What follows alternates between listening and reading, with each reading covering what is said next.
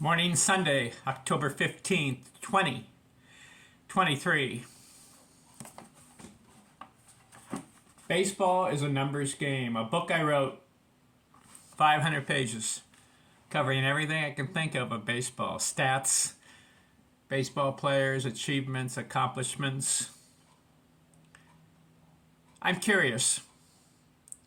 Best baseball players and best hitters of all time. I broke it down. When I did some research, I broke it down into a 150-year period between 1870 and 2020. And I looked at each decade, 10-year period, from 1870 to 2020, to see who led each decade in hitting. Best hitters. Recap. My videos, I started off 1870s. Jim O'Rourke, best hitter. 1880, Cap Hansen. 1890s, Ed Delante. 1900, Honus Wagner. 1910, Ty Cobbs. 1920s, Roger Hornsby.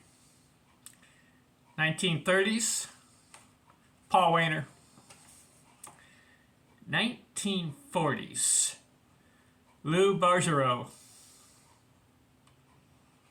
1950s, Stan Musial. 1960s, Roberto Clemente. This video, 1970s, 13 Hall of Fame players I'm covering, focusing on those who are in the Hall of Fame. Which hitter between 1970 and 1979 was the best hitter? Which player? Pete Rose. 2,045 hits. Now, he's not in the Baseball Hall of Fame. He should be, in my opinion. But I have to cover him. Any baseball purist has to cover Pete Rose as far as baseball lore, records, achievements, accomplishment.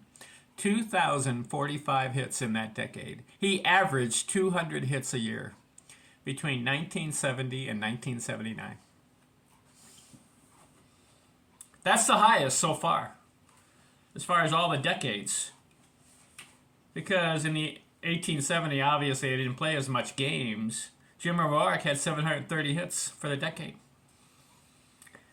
1880s, Cap Hansen had 1,500. Of course, they're not playing 162 games. They're playing about 100, 120, 130. 1890s, Ed Delante had 1,863.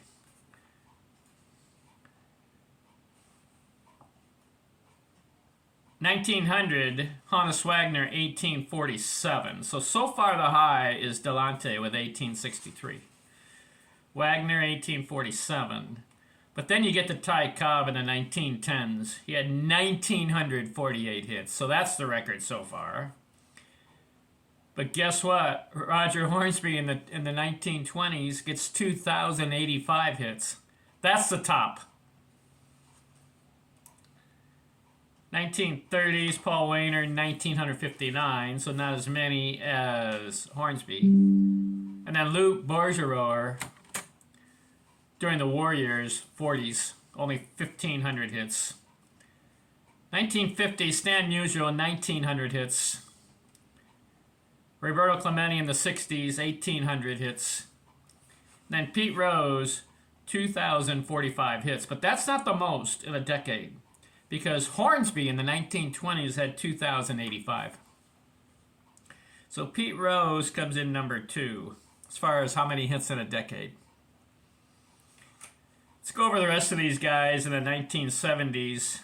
Rod Carew, second place, 1787. Lou Brock, 1617. Ted Simmons, 1550, Carl Yastrzemski. 1492, Joe Morgan. 1451. Reggie Jackson, 1410. Tony Perez, 1396. Willie Stargell, 1261. George Brett, 1082. Billy Williams, 1055. Dave Winfield, 980. Jim Rice, 976. Carlton Fisk, 959. Mike Schmidt, 947. Willie McCovey, 931. Brooks Robinson, 917. Henry Aaron, 875. Of course, he stopped his career 1976, I believe. Robin Yount, 871. Ron Santo, 662. Frank Robinson, 660. Gary Carter, 642. Harmon Killebrew, 566. Al Kaline, 561. Louis Aparicio, 534. Eddie Murray, 526.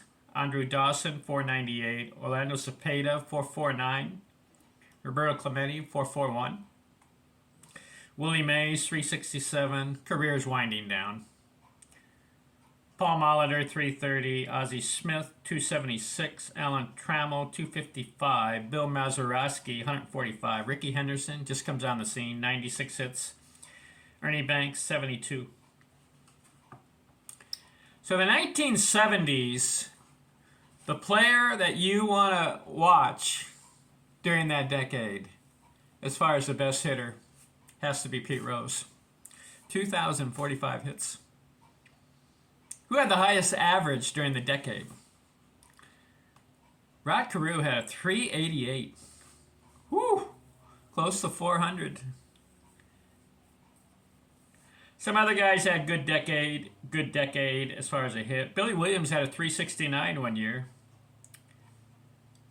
Henry Aaron's high was 327. Louis Aparicio had a 372 during that decade. Roberto Clemente, 352.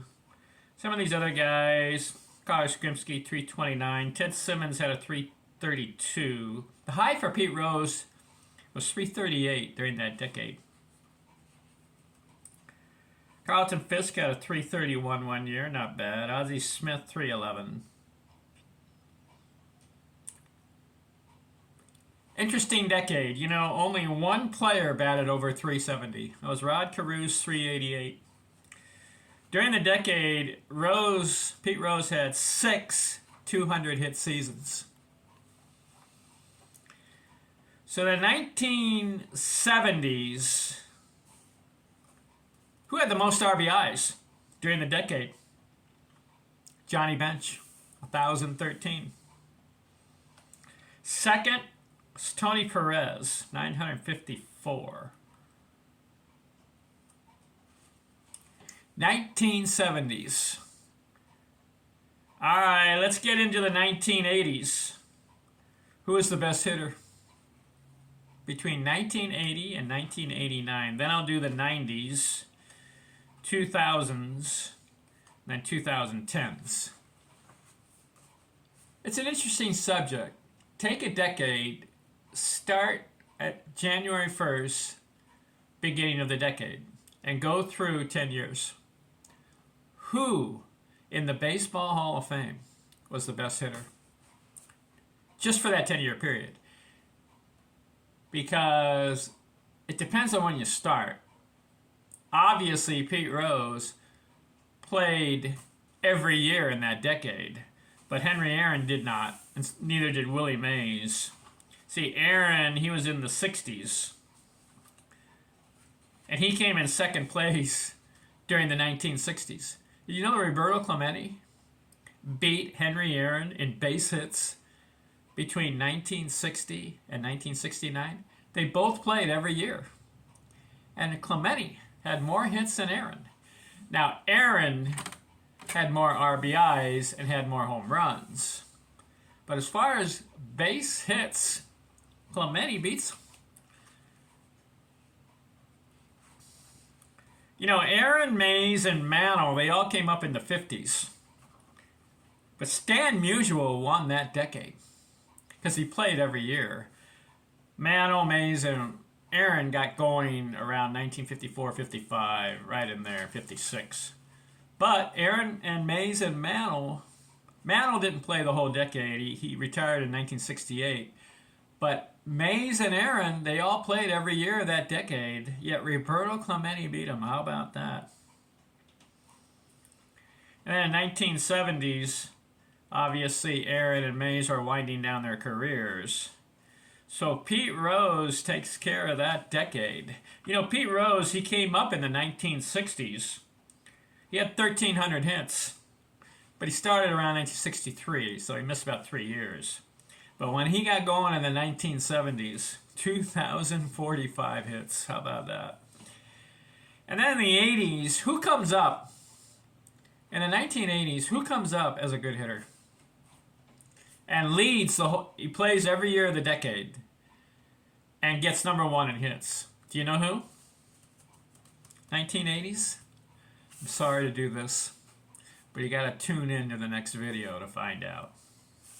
And then in the 1990s, who led that decade?